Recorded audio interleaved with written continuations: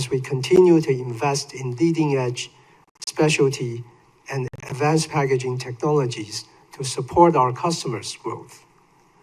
Today, we face increasing manufacturing cost challenges due to the rising cost of leading nodes.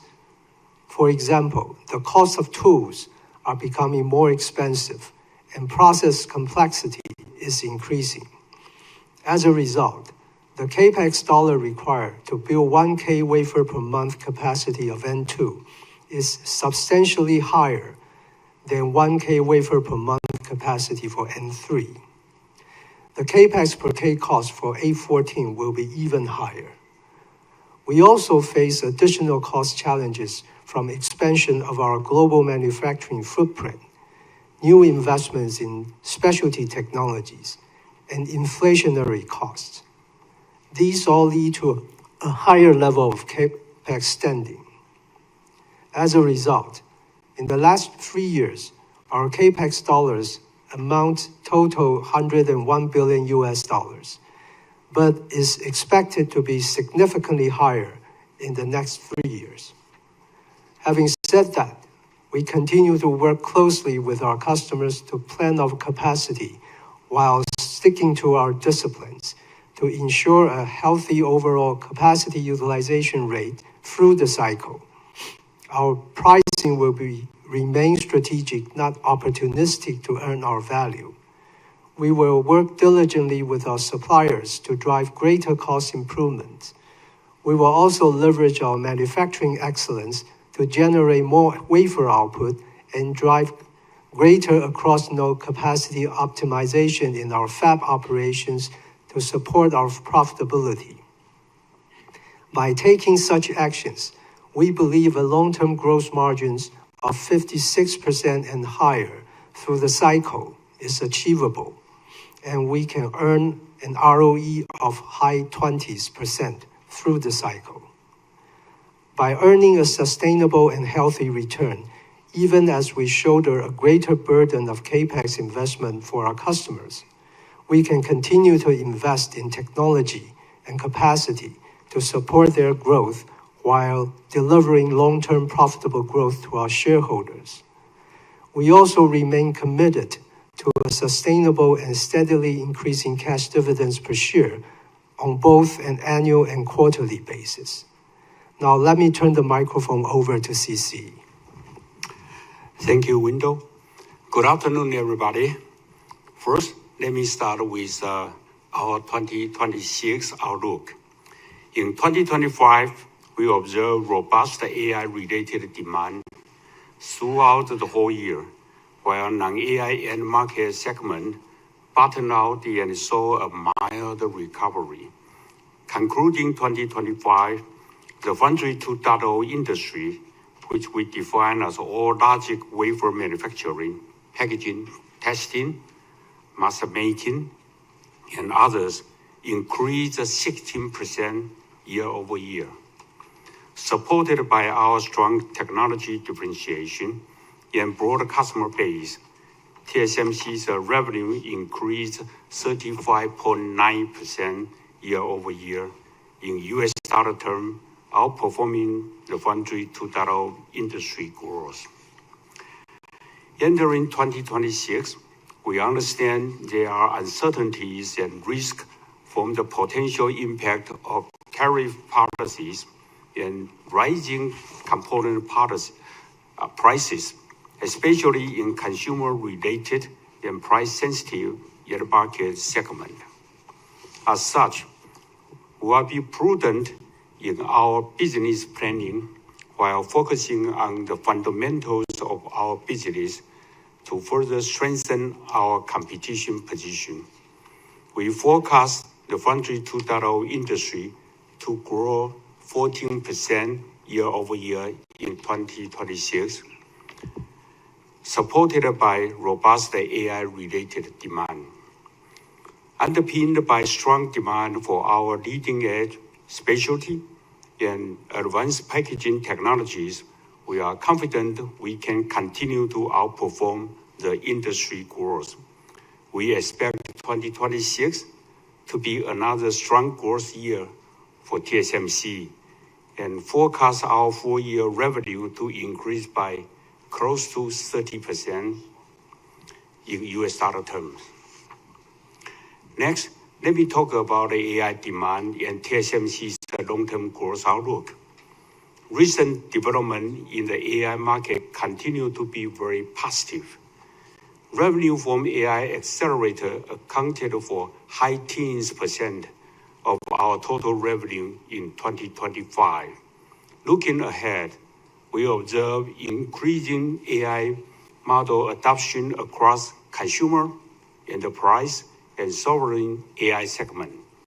This is driving need for more and more computation, which supports the robust demand for leading-edge silicon. Our customers continue to provide us with their positive outlook. In addition, our customers' customers, who are mainly the cloud service providers, are also providing strong signals and reaching out directly to request the capacity to support their business. Thus, our conviction in the multi-year AI megatrend remains strong, and we believe the demand for semiconductor will continue to be very fundamental. As a foundry, our first responsibility is to fully support our customer with the most advanced technology and necessary capacity to unleash their innovations.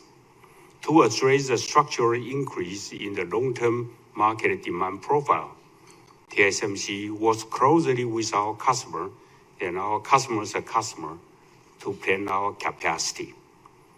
This process is continuous and ongoing. In addition, as process technology complexity increases, the engagement time with customer is now at least 2 to 3 years in advance. Internally, as we have said before, TSMC employs a disciplined capacity planning system to assess the market demand from both a top-down and bottom-up approaches. We focus on the overall addressable megatrend to determine the appropriate capacity to build. Based on our assessment, we are preparing to increase our capacity and stepping out our CapEx investment to support our customers' future growth. We are also putting forward the existing fab schedule to the extent possible, both in Taiwan and in Arizona.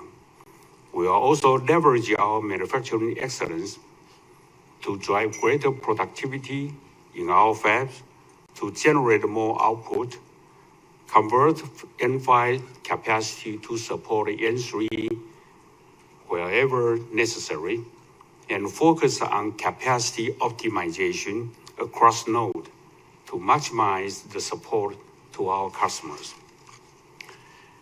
Based on our planning framework, we raise our forecast for the revenue growth from AI accelerator to approach a mid to high 50% CAGR for the 5 years period from 2024 to 2029. Underpinned by our technology differentiation and broad customer base, we now expect our overall long-term revenue growth to approach 25% CAGR in US dollar terms for the 5 years period starting from 2024. While we expect AI accelerators to be the largest contributor in terms of our incremental revenue growth, our overall revenue growth will be fueled by all 4 of our growth platforms, which are smartphone, HPC, IoT, and automotive in the next several years. As the world's most reliable and effective capacity provider, we will continue to work closely with our customers to invest in leading-edge, specialty, and advanced packaging technologies to support their growth. We will also remain disciplined in our capacity planning approach to ensure we deliver profitable growth for our shareholders. Now let me talk about the TSMC's global manufacturing footprint update. All our overseas decisions are based on our customers' need, as they value some geographic flexibility and a necessary level of government support.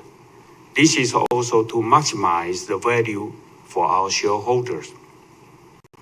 With a strong collaboration and support from our leading U.S. customers and the U.S. federal, state, and city government, we are speeding up our capacity expansion in Arizona and executing well to our plan.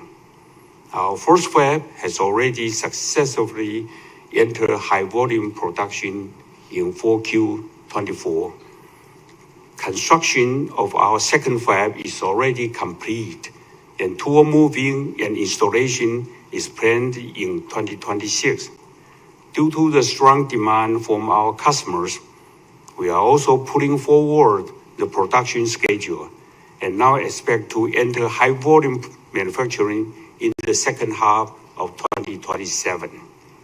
Construction of our third fab has already started, and we are in the process of applying for permits to begin the construction of our fourth fab and first advanced packaging fab.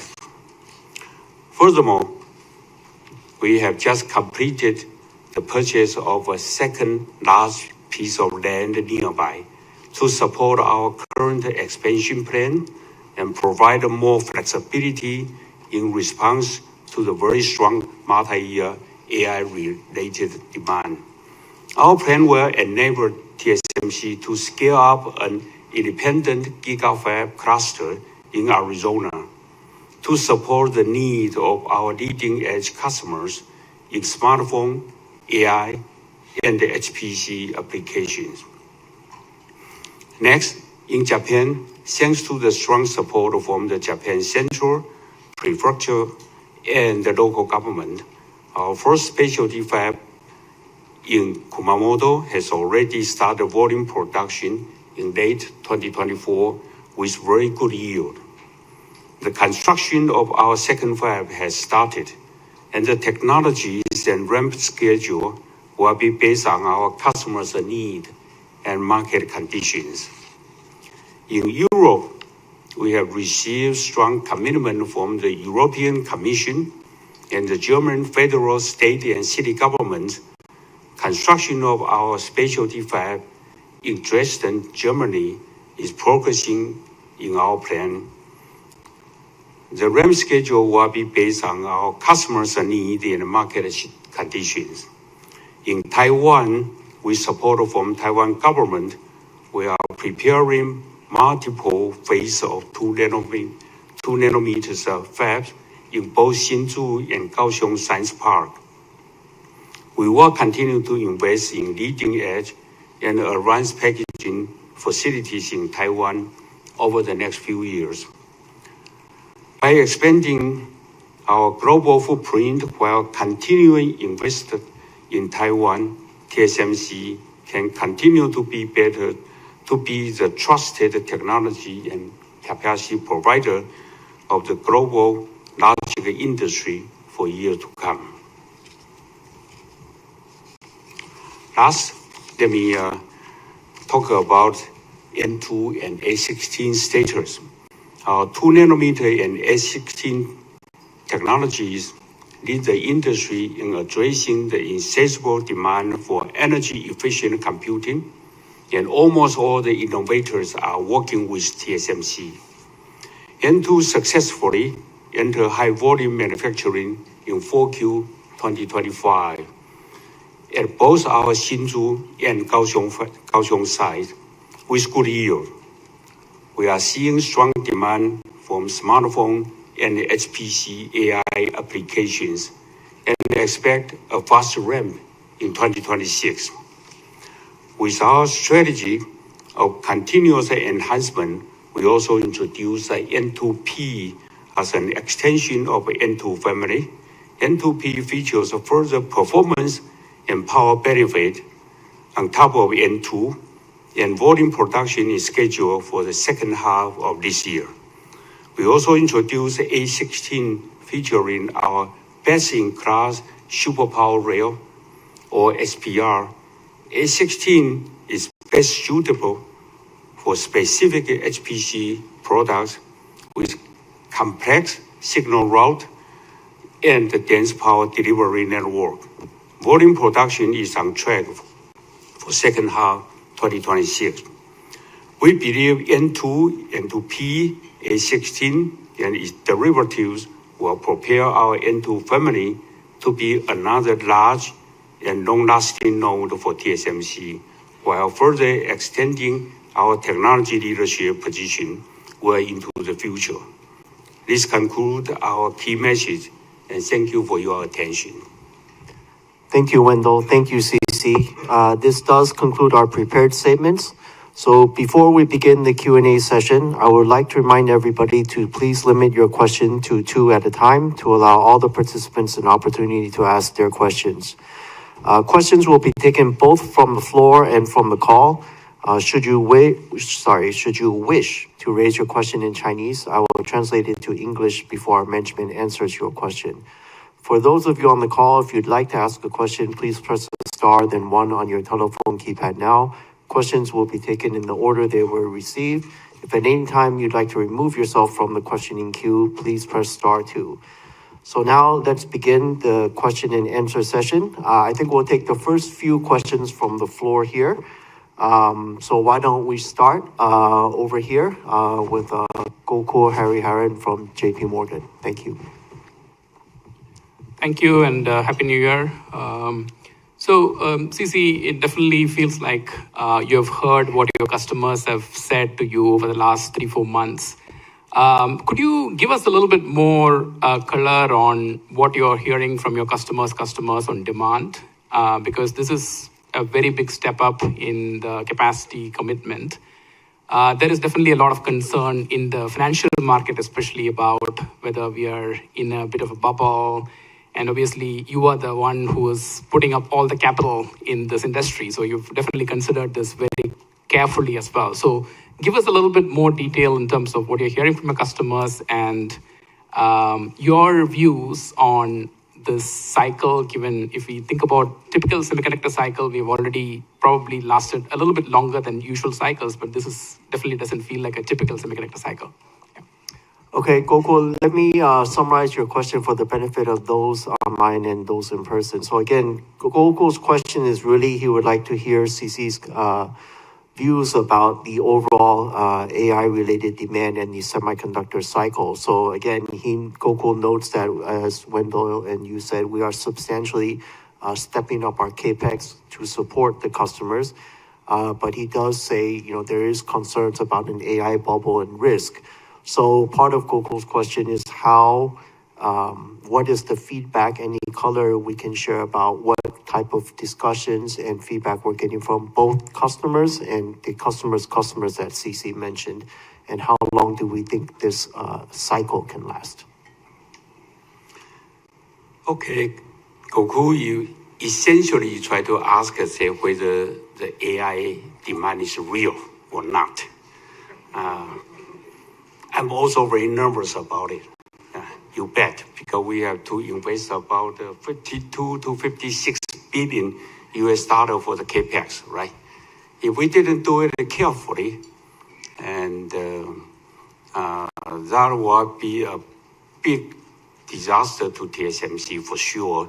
So of course, I spent a lot of time in the last 3-4 months talking to my customer, and then customers' customer. I want to make sure that my customers' demand are real. So I talked to those cloud service providers, all of them. Their answer is that I'm quite satisfied with their answer. Actually, they show me the evidence that the AI really help their business. So they grow their business successfully and healthy in their financial return. So I also double check their financial status. They are very rich. That sounds much better than TSMC. So no doubt. I also asked specifically that what's the application, right? I mean, that's for one of the hyperscaler. They told me that that helped their social media software, and so the customer continue to increase. So I believe that, and with our own experience in the AI application, we also help to our own fab to improve the productivity. As I mentioned one time, say that 1% or 2% productivity improvement, that is free to TSMC. And that's why also our gross margin is a little bit satisfied, even in this very high cost period of time. And so all in all, I believe, in my point of view, the AI is real, not only real, it's starting to grow into our daily life. And we believe that is kind of we call it AI mega trend. We believe that. So another question is, can the semiconductor industry to be good for 3, 4, 5 years in a row? I'll tell you the truth, I don't know. But I look at the AI, looks like it is going to be like endless. I mean, that's for many years to come. No matter what, TSMC stick on the fundamental technology leadership, manufacturing excellence, and we work with customers to get their trust. And I think that fundamental thing why position TSMC to be very good future growth, let me say that. 25% CAGR, as we projected. And we used to be conservative, you know that. Thanks, CC. My second question is on the US expansion. You're pulling in some of the capacity in response to customers. You're already starting plans for the phase 4. There's a lot of media reports about TSMC. You might have to build more fabs in the US. How should we think about US expansion in principle over the next few years? I think previously you had talked about reaching 20% or even 30% of 2 nanometer capacity in the US eventually. The total capacity could be in the US. Could you give us a little bit more detail about how that is progressing and when could we get there in terms of the 30% or even 20% capacity? Okay, so Gokul's second question is about our overseas expansion, particularly in the U.S. He notes, as CC said, we are pulling in the schedule for the Fab 2 earlier. We're starting the application for the 4th Fab. And so his question is partly around recent reports that we intend to build more fabs in Arizona. So his question is, how should we, or how is TSMC thinking about the future expansion in Arizona? And we have said in the past that, around 30% of our 2 nanometer and more advanced capacity would be based in Arizona once we complete scaling out to this independent gigafab cluster. So what is the time frame or timetable for that? How quickly can we get there? That's a long question. We built a fab in Arizona, and we work hard. So today, everything, even the yield or defect density, is almost equal to Taiwan. And due to the strong demand, as I just answered, from the AI, stronger, that's a mega trend. All my customer in the AI customer is in the US. So they ask a lot of support from the US fab. So because of that, we have to speed up our fab expansion in Arizona. In Taiwan also, actually, we increased most of the capacity in Taiwan. no doubt about it, because this is most adjacent one we can progress very well.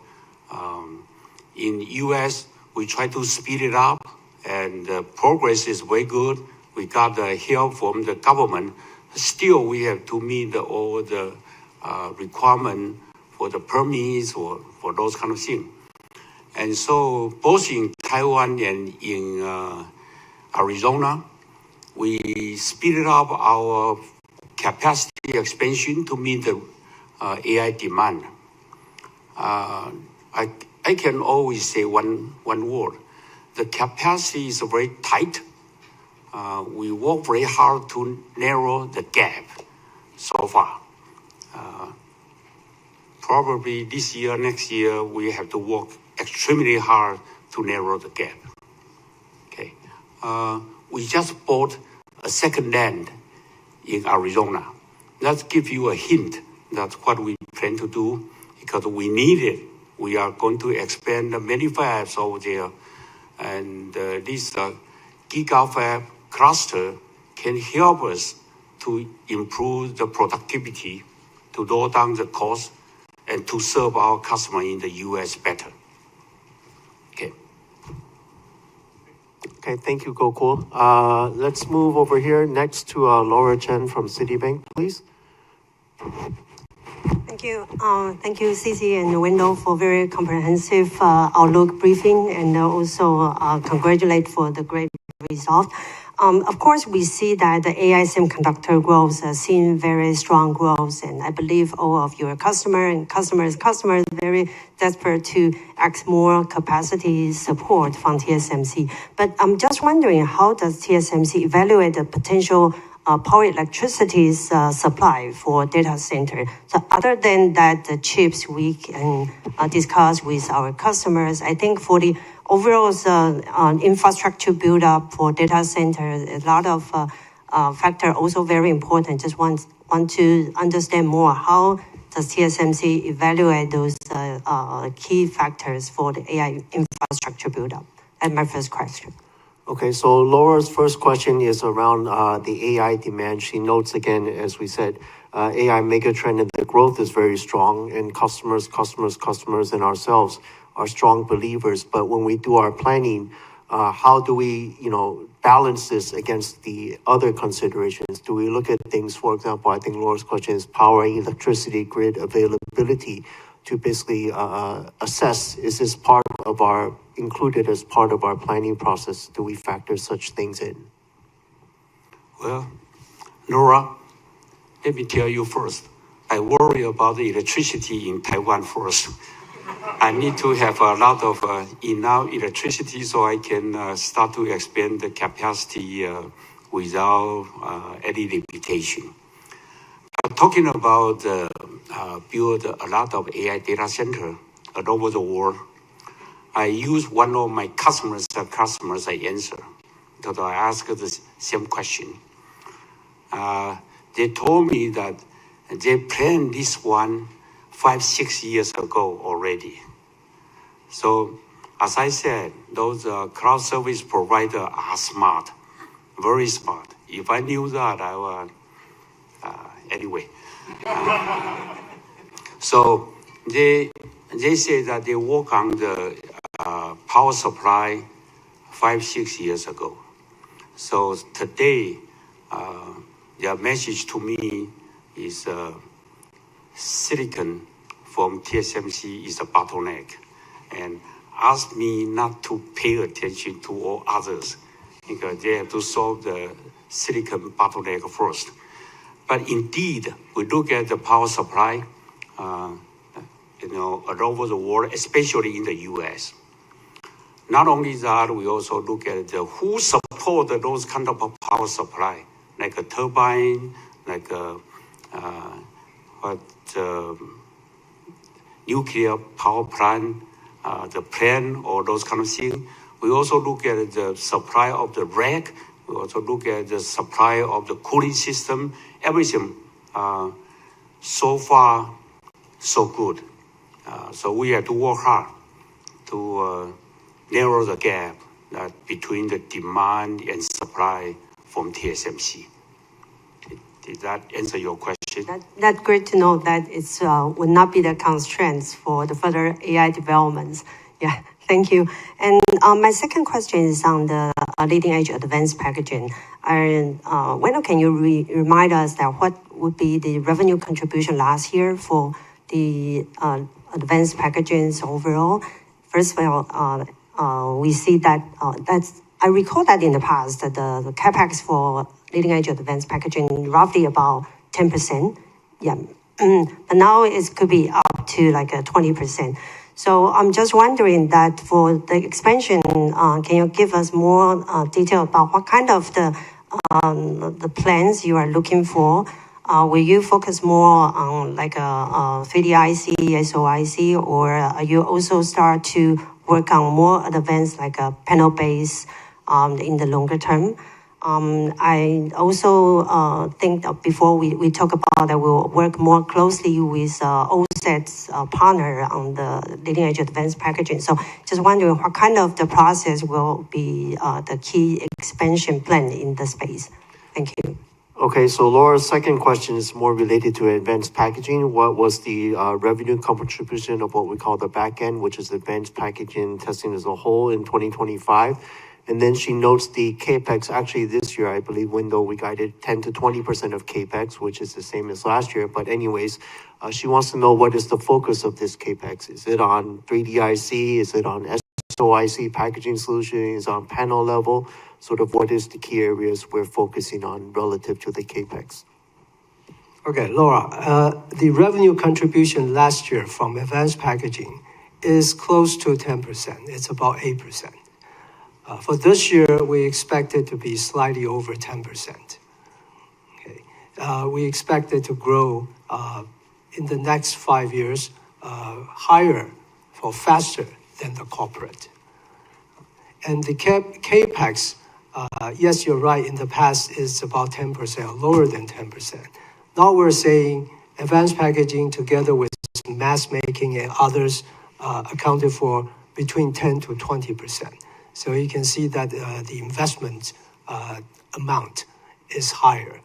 And we're investing in areas in advanced packagings where our customers need. So the areas that you mentioned, basically, we continue to invest. Thank you, Wendell. Okay, let's move on to Charlie Chan from Morgan Stanley here. Thanks, Jeff. Happy New Year, CC and Wendell. So first of all, amazing results and guidance. Congratulations to the management team. So my first question is about outside of AI, what do you see for those end markets? You talk about the memory costs, etc. So can you give us some kind of your underlying assumption for PC shipments, smartphone shipments, etc.? And also, in your HPC, there are some other businesses like networking and general servers. Can you comment about the growth potential for those segments? Thank you. Okay, Charlie's first question is very specific. Well, generally, he wants to know about how do we see the non-AI demand, especially in the context where the certain component costs, such as memory costs, are rising. So he wants to know what do we see the impact on the PC and smartphone markets in terms of shipments. He's also asking very specifically, what about networking? What about general server? Each these different segments. Well, Charlie, those although we say is called non-AI, but actually they're related to AI. You know that, right? Because of networking processor, you still need to have AI data to scale up or scale out. Those are the networking switches or those kind of things. It still grow very strong.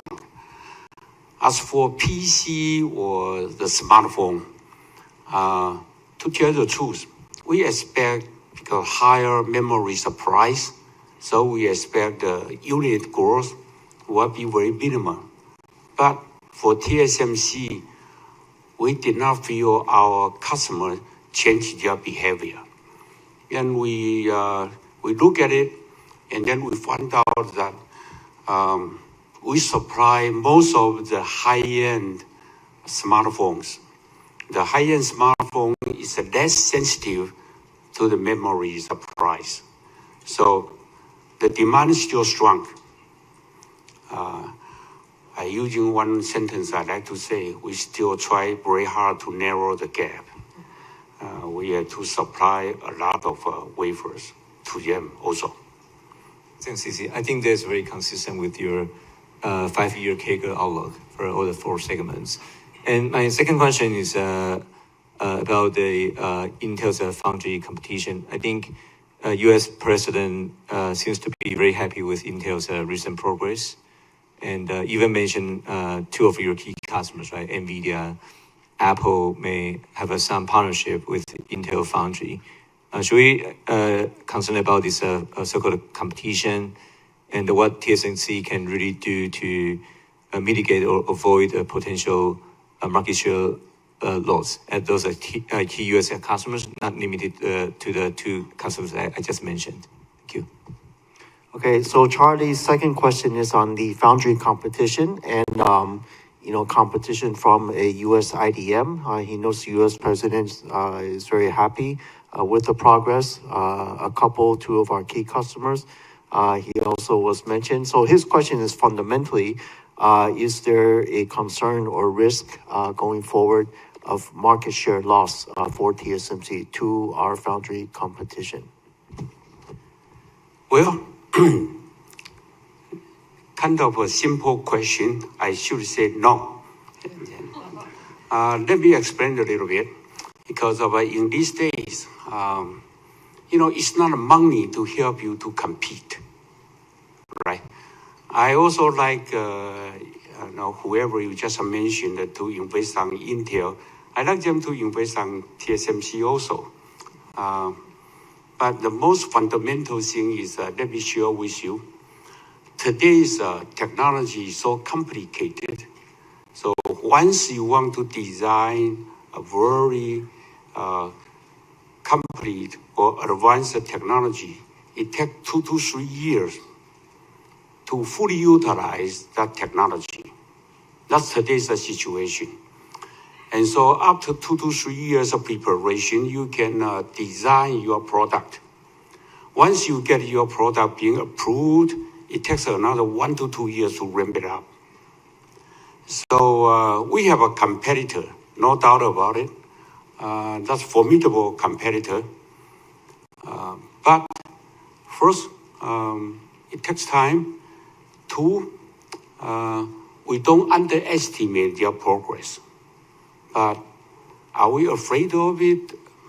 For 30-some years, we're always in a competition with our competitor. So, no, we have a confidence that to keep our business grow as we estimated. Thank you, CC. All right, let's take the next 2 questions online in the interest of time. Operator, can we take the first call from the line, please? First question on the line, Macquarie. Go ahead, please. Hi. First, congrats. Very strong performance. Thank you, CC, Wendell, and Jeff, for taking my question. My first question is about the global capacity plan.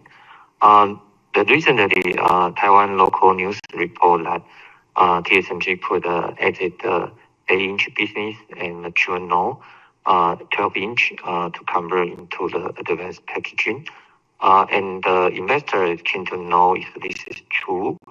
And the decision is based on what kinds of key factor, i.e., CC just mentioned about the power tightness, or it's ROI concern. Thank you. Okay, so Arthur's first question is about basically mature node. Our strategy on mature node. He knows a lot of local news has been reporting that TSMC is exiting 8-inch and 12-inch businesses and converting the capacity to advanced packaging. So he wants to know if this is true, and if so, what are the reasons behind it, power constraints, ROI, et cetera, et cetera. Good question. Indeed, we reduce our 8-inch wafers, the capacity, and 6-inch. But let me assure you that we support all our customers. We discuss with our customer and to do this kind of resources more flexible and more, what is the word that we say? Optimize, which I should. That's optimize the resources to support our customer. But let me assure you also to my customer that we continue to support them. We will not let them down. If they have a good business, we continue to support that even in the 8-inch wafers business. Okay, Arthur, do you have Thank a you. second question? Yes, thank you. My second question is regarding the consumer and demand outlook. CJ also mentioned that the memory price actually inflation, and it also pushing up the cost of the consumer electronics. So investors actually concerned about the further demand softness in this year and the next year, or particularly next year. So can management comment about what your client or your client's client, how to resolve this memory tightness, or we call a memory urgency issue? Thank you. Okay, so Arthur's second question is on the impact from the memory price increase and the demand softness. I believe his question really, because CC already shared the impact this year, he wants to know what is the impact for 2027. For TSMC, no impact. As I just mentioned, most of my customers now focus on high-end smartphone or PCs. So those kind of demand has less sensitive to the components of price. So they continue to give us a very healthy forecast this year and the next year. Okay, thank you, CC. All right, operator, let's move on to the next participant from the line, please.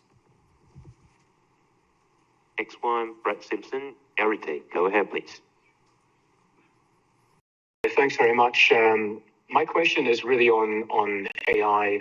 TSMC has been supply constrained for your AI customers, I think, since 2024. And it sounds like 2026 is another year where we're going to see challenges. Do you think the CapEx you've laid out for this year, 52 to 56 billion, could that mean that we start to see supply and demand more in balance in 2027? Any thoughts there just in terms of how you're thinking about that capacity plan, and does it alleviate the supply bottlenecks that we see today? And as part of this, from a supply perspective, we hear TSMC is finding it quite challenging to develop enough engineering talent quick enough, both in the US and in Taiwan.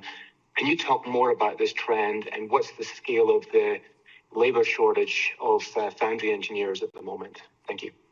Okay, so Brett's first question is related around AI and our capacity. So he notes the supply looks to continue to be tight in 2026, but with these significant step up in our capex to support the customers, 52 to 56 billion, do we expect the supply demand, or the gap, so to speak, to be more balanced in 2027? And then, is engineering resources, fab engineers, a constraint or a bottleneck for us in making these expansions, whether in Taiwan or the US? Okay, let me answer this question first. If you build a new fab, it takes 2 to 3 years to build a new fab. So even we start to spend 52 to 56 billion, the contribution to this year almost none, and to 2027 a little bit. So we are looking for 2028 to 2029 supply, and we hope at that time that the gap will be narrow. For 2026 and 2027, we are focused on the short-term more output. Our productivity continue to increase. Our people has an incentive because of one of the TSMC's incentive is to satisfy customer. It's not because of our financial results are good, but we want to let customer feel that TSMC is trusted, that whenever they have a good opportunity to grow, we will support it. So in 2026, 2027, for the short term, we focus on the productivity improvement, which we done quite a good result because of Wendell just mentioned that we can have a good financial result is because of that. But that's not our incentive. That's our incentive, but that's not our purpose. Our purpose is to support our customer. So 2026, 2027 for the short term, we are looking to improve our productivity. 2028 and 2029, yes, we start to increase our capex significantly, and it will continue this way if the AI demand mega trend as we expected.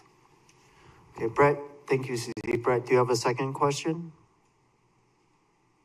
Yeah, I do, and thanks, that was very clear. I guess my second question is about pricing, and if I look at 2025, this was the second consecutive year where TSMC's wafer ASPs were up around 20%. As leading edge becomes a bigger portion of the mix, and also you feed through price increases. When we factor in the ramp of more expensive overseas fabs, is 20% ASP, wafer ASP increases the new normal for TSMC? Typically, you have an annual price negotiation about this time of the year. And so I'm trying to understand how you project ASPs in 26. And is your March quarter guidance factoring in price increases at leading edge? Thank you. Okay, so Brett's question is on pricing. He notes that, which he's looking at the blended wafer price is increasing at close to 20% according to his estimates.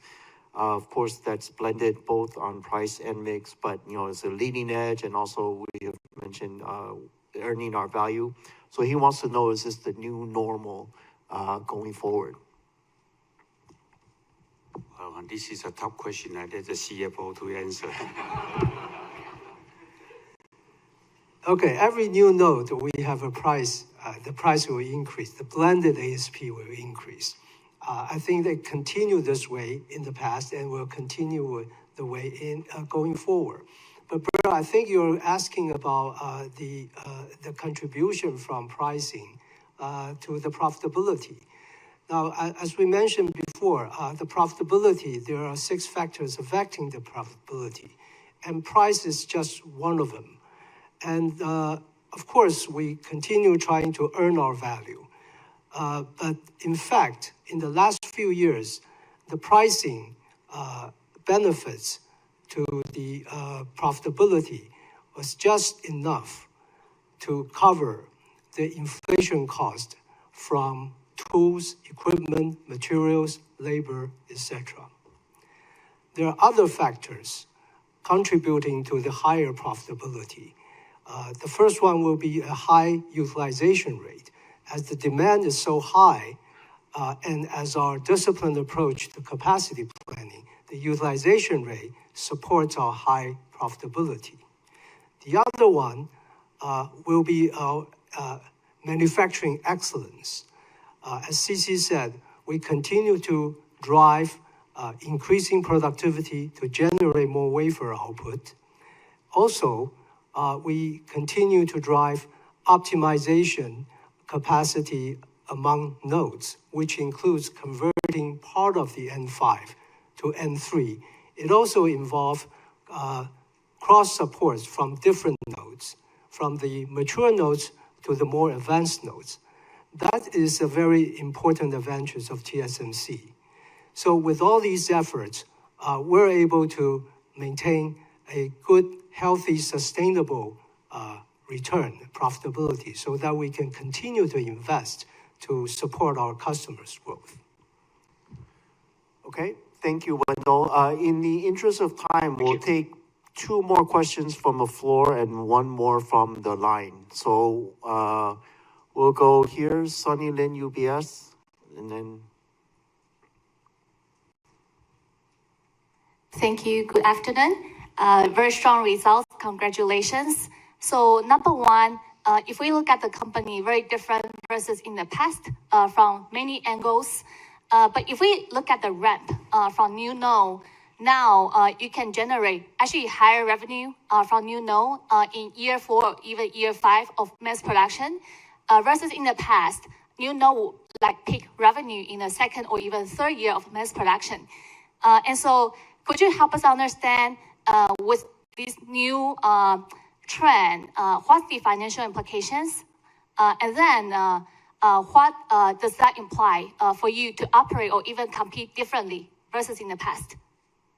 So Sunny's first question, I think maybe is related, well, to our technology differentiation, but she notes that when we ramp a new, in the past, when we have a new node, after a few years, sort of, the revenue or comes down a bit, but she notes that nowadays, we can still enjoy very high revenue from a node even after in its 4th or 5th year.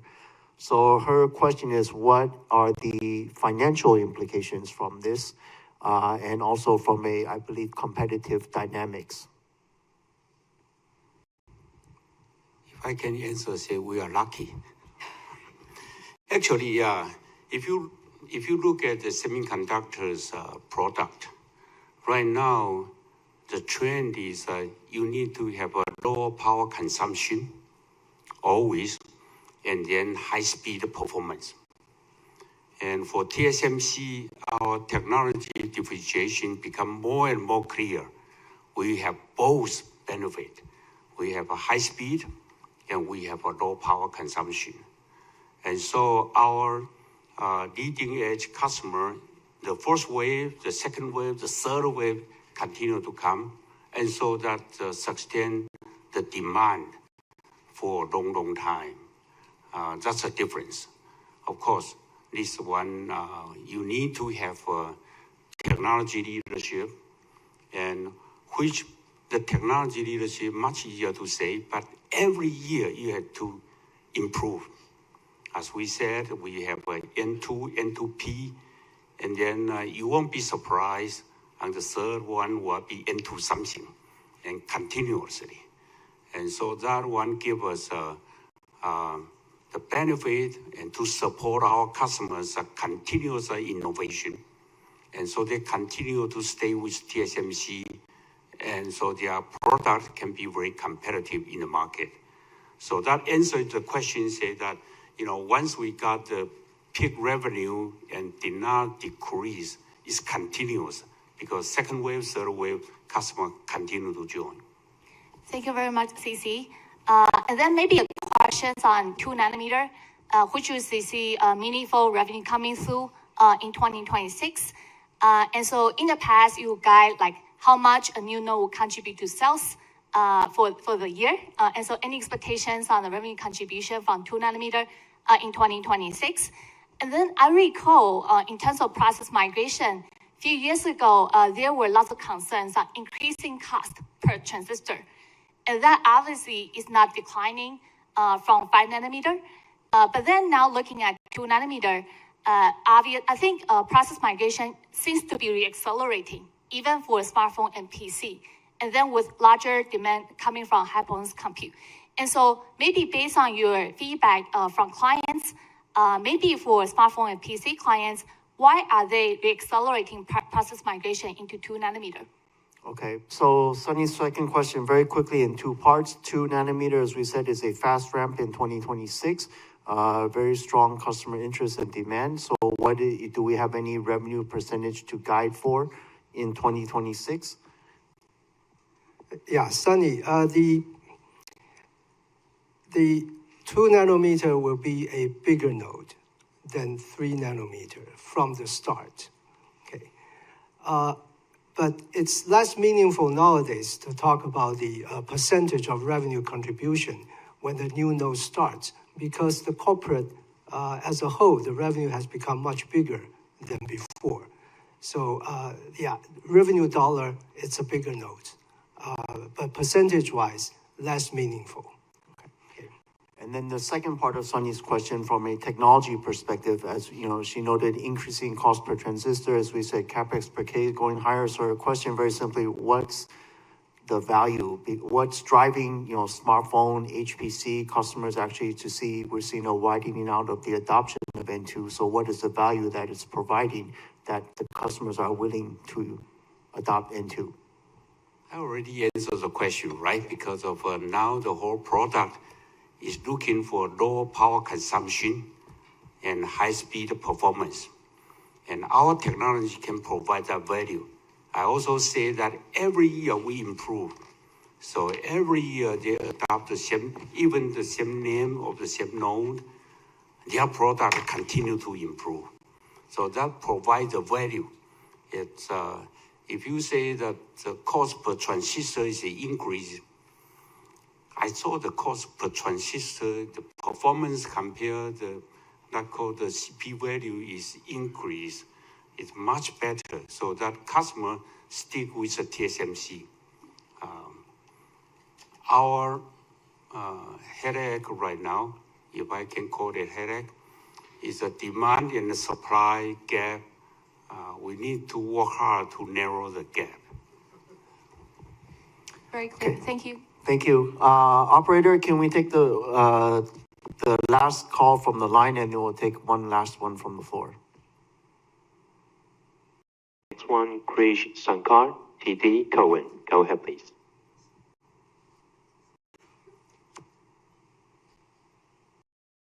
Hello? Okay. Krish, are you there? I guess not. Then let's just take the last, the last question from Bruce Lu from Goldman Sachs. Thank you. Thank you for thank you for letting me to ask the last question. Hopefully it's not that difficult. So I think one of the key, I understand that TSMC is trying very hard to increase the capacity. You know, AI revenue is growing like 50% a year, 15% plus a year. But token consumption for last few quarters is 15% a quarter. So the gap is still there, right? I mean, that's why Elon Musk was talking about the chip war. So can you share with us that in your assumption, when you provide 50% plus AI revenue growth, what kind of token consumption you can support, and how many gigawatts power in terms of the chips you can support in your assumption when you provide this kind of 5 years revenue guidance for AI? Okay, so Bruce's first question is around our AI CAGR. Actually, to be correct, we have guided for the AI CAGR to grow mid to high 50s CAGR in the 5-year period from 2024 to 2029. So that is the official guidance we have provided just today. Bruce's question is, in this guidance, what is our assumption, basically assuming about the token growth behind this type of CAGR? What is our assumption in terms of translating to how much gigawatts of data center can we support, and other specific assumptions behind our guidance? Bruce, you got me. I mean, that's I also try to understand what is the tokens of growth, but my customers, there's a product improvement continue to increase. So from it's a well-known from Hopper to Blackwell to Rubin, that almost double, triple that their performance. So the one they can support the tokens growth, or the one they can continue to support the compute power is enormous. And so I lost a track, to be frank with you. And for gigawatt, I want to see that how much of TSMC can make the money from the gigawatt, rather than say that, how much we can support. Today, from my point of view, still the bottleneck is TSMC's wafer supply, not the power consumption, not yet. So we also look at carefully To answer your question, say that the TSMC's wafer can support how much of the gigawatt? Still not enough. They still have an abundant of power supply in the U.S. Okay, my next question is for the CapEx, right? I want to double check with what I just heard that CC was talking about, like 2027, the CapEx will be more for the productivity improvement, when 28, 29 may be meaningfully higher. So I do recall that in 2021, TSMC provided 3 years for $100 billion CapEx to support like structural growth. Now the demand is even stronger. Based on that, can we do 3 years, $200 billion for CapEx for next 3 years? You know, the math sounds doable. Okay, so, well, first, a slight clarification, because CC was talking about this year we have substantially, stepping up our CapEx investment, but CC also mentioned it takes 2 to 3 years to build capacity. So in terms of Bruce's question is, do we say 2027, significant step up in CapEx? I think we're saying it takes time for that capacity to come out. So that's the first part. Yeah, I think, Bruce, what CC said was the productivity was our main focus in 26 and 27, because when we start to invest, the fab, the volume production will not come out until 28 and 29. So the dollar amount invested today is for 2 years or even in the future. And CapEx dollar amount, as I said, in the last 3 years, $101 billion. In the next 3 years, significantly higher. I'm not going to share with you the number, but significantly higher. Yeah. So I think Wendell has addressed at least both parts of Bruce's question. Okay?